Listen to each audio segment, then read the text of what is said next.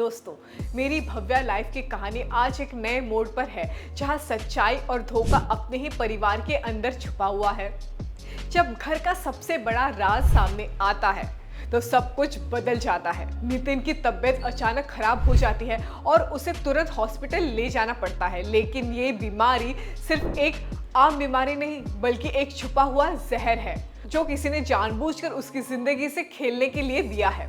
और सबसे बड़ा शक बुआ माँ पर जाता है, जिसके इरादे बिल्कुल भी साफ नहीं दिखते। बुआ माँ जो अपने स्वार्थ में उलझी हुई है, उसने नितिन की जरूरी दवा छुपा दी। जब नितिन ने दवा मांगी तो उसे बंद कमरे में रोक दिया गया ताकि उसकी सांसें लेना बहुत ज्यादा मुश्किल हो जाए।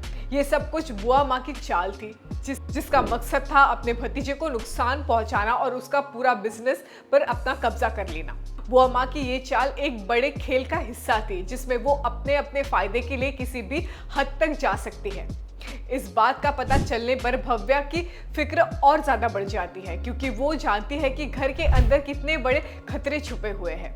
भव्या जो हमेशा अपने परिवार के लिए लड़ती आई है, इस बार अपनी जांच को और भी ज्यादा गहरा कर देती है।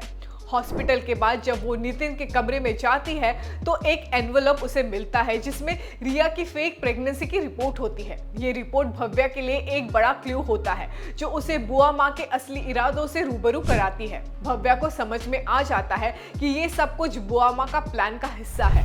कैसे उसने रिशांक को जिम बिजनेस में लगा दिया ताकि वो साड़ी बिजनेस से दूर रहे, और जैसे वो अक्षय को साड़ी बिजनेस का मालिक बनाना चाहती है।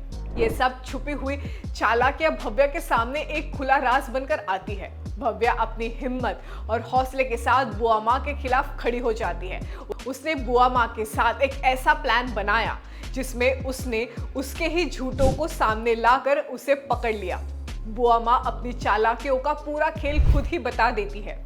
कैसे उसने परिवार का संतुलन बिगाड़ने की साजिश रची और कैसे वो अपने स्वार्थ के लिए सब कुछ कर सकती है। भव्या का सामना करते ही बुआ माँ हार मान लेती है, लेकिन भव्या उसे चैलेंज करती है कि वो ही अपने प्लान में कभी सफल नहीं हो पाएगी।